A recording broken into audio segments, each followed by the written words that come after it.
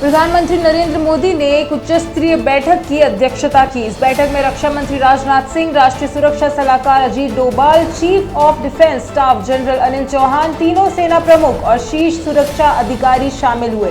बैठक में पाकिस्तान के साथ बढ़ते सैन्य तनाव और ऑपरेशन सिंदूर के तहत भारतीय सशस्त्र बलों द्वारा पाकिस्तान के ड्रोन और मिसाइल हमलों को नाकाम करने की रणनीतियों पर चर्चा की गई। विदेश मंत्री डॉक्टर एस जयशंकर ने अमेरिकी विदेश मंत्री मार्को रूबियो से बातचीत में भारत की नीति को संतुलित और जिम्मेदार बताया। उन्होंने कहा कि भारत की विदेश नीति हमेशा संयमित रही है और आगे भी रहेगी।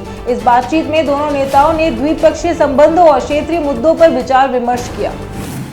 भारतीय सेना ने ट्विटर पर एक नया वीडियो जारी किया है, जिसमें ऑपरेशन सिंदूर के तहत पाकिस्तान अधिकृत कश्मीर पीओके में आतंकवादी लॉन्च पैड्स को नष्ट करते हुए दिखाया गया है। यह कार्रवाई पाकिस्तान द्वारा 8 और 9 मई को जम्मू कश्मीर और पंजाब के कई शहरों में ड्रोन और मिसाइल हमलों के प्रयासों के जवाब में की गई थी। सेना ने इन ठिकानों को पूरी तरह से नष्ट कर दिया, जिससे आतंकवादी गतिविधियों को करारा झटका लगा है। AIM प्रमुख असदुद्दीन ओवैसी ने पाकिस्तान को IMF द्वारा $1.3 बिलियन का लोन दिए जाने पर कड़ी प्रतिक्रिया व्यक्त की है। उन्होंने इसे पाकिस्तान के आतंकवादी संगठनों को दिया गया लोन करार दिया और कहा कि यह धन भारत के खिलाफ आतंकवादी गतिविधियों में इस्तेमाल होगा।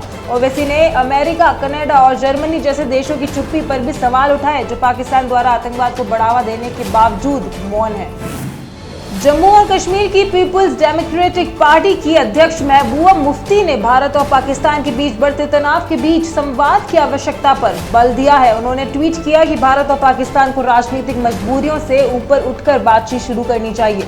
महबूबा मुफ्ती ने कहा कि दोनों देशों को पूर्व प्रधानमंत्री अटल बिहारी वाजपेयी और पाकिस्तान के पूर्व राष्ट्रपति परवेज मुशर्रफ द्वारा सहमति से स्थापित संघर्ष विराम को बहाल करना एक अच्छा प्रारंभ बिंदु होगा।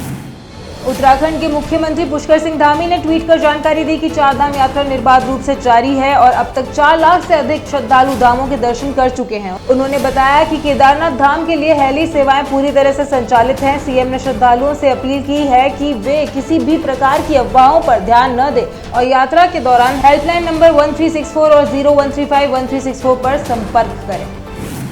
दिल्ली की मुख्यमंत्री रेखा गुप्ता ने सचिवालय में सभी विभागाध्यक्षों के साथ उच्च स्तरीय समीक्षा बैठक की। बैठक में आपातकालीन स्थिति से निपटने के लिए सभी विभागों की तैयारियों की समीक्षा की गई और आवश्यक सुधारात्मक कदम उठाने के निर्देश दिए गए। मध्य प्रदेश के मुख्यमंत्री डॉक्टर मोहन यादव ने भोपाल में महाराष्ट्र के मुख्यमंत्री देवेंद्र फडणवीस का आत्मीय स्वागत किया। इस अवसर पर दोनों नेताओं ने तापी बेसिन मेगा रिचार्ज परियोजना के तहत नदी संरक्षण एवं पुनर्जीवन पर सार्थक चर्चा की। यह परियोजना दोनों राज्यों के समग्र विकास में महत्वपूर्ण कदम साबित होगी।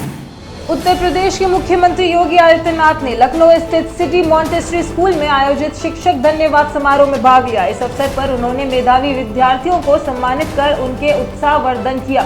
मुख्यमंत्री ने विश्वास व्यक्त किया कि शिक्षा को संस्कार, राष्ट्रीयता और भारतीय परंपराओं से जोड़कर हम भारतीय संस्कृति को मजबूती प्रदान करेंगे। कृषि एवं किसान कल्याण मंत्री शिवराज सिंह चौहान ने भोपाल स्थित स्मार्ट सिटी पार्क में प्रतिदिन पौधारोपण के संकल्प के तहत पौधारोपण किया। उन्होंने पर्यावरण संरक्षण और संवर्धन के लिए सभी नागरिकों से पौधारोपण की अपील की। मंत्री ने कहा कि धरती को हरा भरा और सुंदर बनाए रखने के लिए कदम आवश्यक है। भारतीय मौसम विभाग IMD ने 11 से 14 मई तक देश भर में मौसम में बदलाव की चेतावनी जारी की है। दिल्ली, NCR, राजस्थान, मध्य प्रदेश, पश्चिम बंगाल और ओडिशा सहित कई राज्यों में हल्की से मध्यम बारिश, आंधी तूफान, बिजली गिरने और धूल भरी आंधी की संभावना है। दिल्ली में रविवार को बारिश के साथ अधिकतम तापमान 37 डिग्री सेल्सियस तक रहने का अनुमान है।